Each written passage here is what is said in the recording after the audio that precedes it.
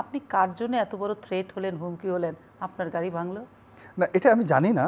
এটা আমি জানি না। এর কারণ হলো যে আমাকে যারা আক্রমণ করেছিল আমার ক্ষুদ্র দৃষ্টিতে মনে হয়েছে তারা প্রফেশনাল, মানে ভাড়া করা কিলার গ্রুপ। তারা বিশ্ববিদ্যালয়ের কোনো ছাত্র নয়।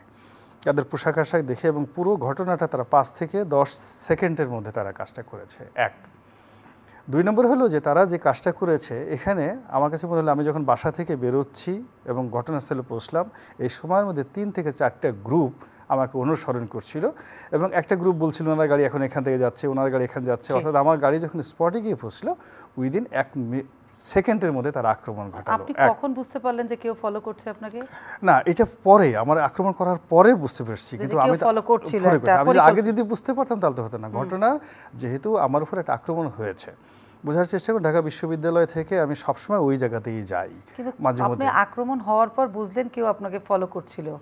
মানে হওয়ার পর কি করে বুঝলেন যে আরো অনেক স্টেপ থেকে ফলো করছিল? মূল ব্যাপার হলো যে শুনেন, আমি একজন ক্রিমিনোলজিতে এক্সপার্ট, মানে অপরাধ বিজ্ঞানের একজন বিশেষজ্ঞ বাংলাদেশে।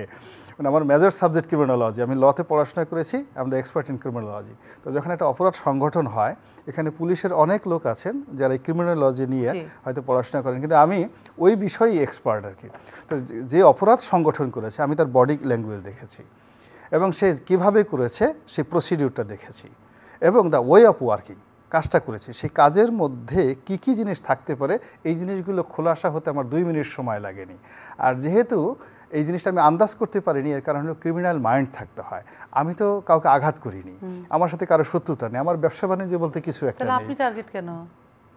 এখানে তো মূল ব্যাপার হলো যে আমি যে টার্গেটটা হলো, এখন যদি বিশ্লেষক হিসেবে বলেন, তো টার্গেট এই কারণে হলো যে আমার যে পরিচিতি, বা যতটুকু ব্যাপ্তি রয়েছে, সেখানে আমাকে যদি আক্রমণ করা হয়, যদি সরকারের কোনো ভেস্টেড গ্রুপ করে থাকে, ইন্টারেস্ট গ্রুপ করে থাকে, তাহলে আমার মতো যারা আছে তাদের মধ্যে একটা আতঙ্ক সৃষ্টি করা, যেন don't do in that way.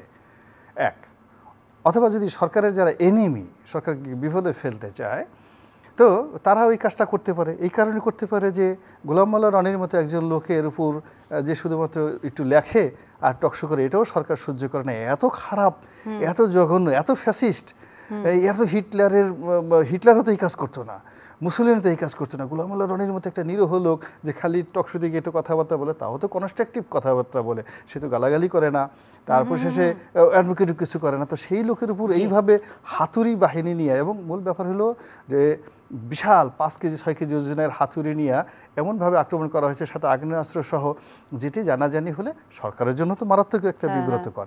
তো পুরো বিষয়টা একটা ড্রামা তৈরি করা হয়েছে এখানে। এই কারণ হলো আমাকে যদি কেউ মারতে চাইতো, মানে যদি এখন রিয়েলি যে আমাকে মেরে ফেলবে, আমি খুব যেভাবে চালচলন করি, খুব ইজি, আমাকে যে কোনো সময় মেরে ফেলতে পারে। আর ওই যে হাতুড়ি দিয়ে আমার গাড়ি পিটিয়েছে, আমার যে অবস্থা শরীরের, ওই হাতুড়ি দিয়ে আমার মাথায় বাড়ি দেওয়ার লাগতো না, আস্তে মাথার উপর রাখলে আমি চিত হয়ে পড়ে যেতাম, আমার কি অবস্থা। তো যা হোক, আমাকে একেবারে মেরে ফেলার কোনো টার্গেটটা মূলত আমাকে ভয় দেখিয়ে অন্যকে শিক্ষা দেওয়া এবং আমাকে টার্গেট করে সরকারকে বিব্রত ফেলা, দুটোর একটা যে কোনো হতে পারে। যেহেতু এটা নিয়ে শাহবাগ থানায় পুলিশই মামলা করেছে, আমি মামলা করতে চাইনি, তারাই আমাকে ডেকে দিয়ে মামলা করেছে এবং সেই মামলা এখন যতটা শুনেছি ডিবি তদন্ত করছে, আমাদের বিখ্যাত হারুন সাহেব। তা হারুন সাহেব তো ক্রিমিনাল ধরতে উস্তাদ, সিরিয়াসলি উস্তাদ, এবং যখন এরকম সে খুব চাঞ্চল্যকর কোনো একটা ঘটনা সে এরকম তদন্ত করে এবং এগুলো করে আবার মিডিয়াতে হইচই পড়ে যায়। তো যেহেতু আমার এই ঘটনাটা ব্যাপকভাবে পরিচিত এবং হারুন সাহেবও এরকম মিডিয়াতে যেহেতু আসে, দেখি কি হয়।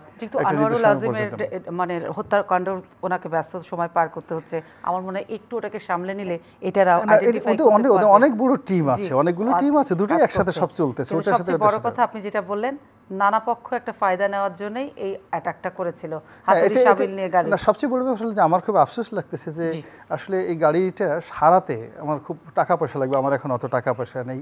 এর চেয়ে বরং যদি ওই হাতুড়ি দিয়ে আমার মাথাটা বাড়ি দিয়ে আমাকে মেরে ফেলতো, এখন যে দুর্বিষহ একটা দুঃসহ জীবন যাচ্ছে, এই সময়টাতে আমি নিঃশ্বাস নিতে পারছি না, খুবই দুঃসহ। এটার অর্থনৈতিক অবস্থা ভালো না, তারপর শেষে কোনো রাজনৈতিক ভবিষ্যৎ নেই, আগামীকাল দেখতে পাচ্ছি না, তারপরে ঠিকমতো ঘুম হয় না, তারপরে যা খাই সেগুলো হজম হয় না, পেটে প্রচণ্ড গ্যাস হয় সারাক্ষণ। এই যন্ত্রণার চেয়ে এরা যদি হাতুড়ি দিয়ে আমাকে মেরে ফেলতো that will be very comfort zone for me. কিন্তু এই কাজ না করে গাড়িটা ভাঙছে, এই গাড়িটার আবার গ্লাস ট্লাস পাল্টাতে হবে।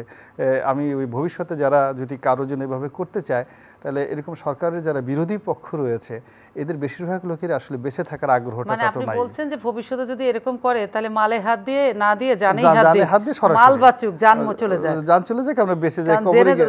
মানে জানে বেঁচে থাকলে আমার মাল ঠিক করতে তো বহু টাকা লাগে। না, তার সাথে সাথে একটা আক্রমণ হলে একটা শহীদি মর্যাদা পাওয়া যাবে না? অর্থাৎ আমাকে আক্রমণ করে মেরে ফেললো, শহীদের মর্যাদা হলো বিএনপি অফিসে আমার জানাজা হতো। এখন যদি আমি মারা যেতাম জানাজা হতো, আমার নির্বাচনী এলাকায় 2-4টা মিছিল হতো এবং টেলিভিশনগুলোতে কত সুন্দর খবরাখবর আসতো এবং আমি 2-4টা যা ভুল করেছি জীবনে এটা মানুষজন মাফ করে দিত। যে হারের লোকজনকে এইভাবে মানে একেবারে বলতো যে বড় ভালো ছিল লোকটা। হ্যাঁ, না ভালো ছিল না, মানে এত নিষ্ঠুর, একটা হাতুড়ি দিয়ে পিটেন দিয়ে মাথার ঘিলুটা বের করে ফেলেছে। নৃশংস। অতএব এই লোকটাকে মাফ করে, আল্লাহ তুমি তাকে মাফ করে দাও। আমি তো এই জায়গাটা থেকে রক্ষা পেয়েছি। এখন আমার গাড়িটা ভেঙে গেছে, এখন লোকজন বলে যে এত দামি গাড়ি সে পেলো কোথায়, এই গাড়ি ইত্যাদি ইত্যাদি। একজন তো ঠাট্টা করে লিখছে যে রনি সাহেব মানে পত্রিকাতে যে অডি গাড়ি চালাচ্ছে। অডি তো অডি গাড়ি চালাচ্ছে, হ্যাঁ অডি গাড়ি চালাচ্ছে, এই ঘটনা। তো তার চেয়ে বরং যদি মনে হতো মাথার তো অডি নাই, এই যে হিউম্যান হেড, গোলাম মোল্লা রনির হেড, তার মানে অডিতে হিট না করে বডিতে হিট করতে, বডিতে হিট, সেটাই ভালো ছিল।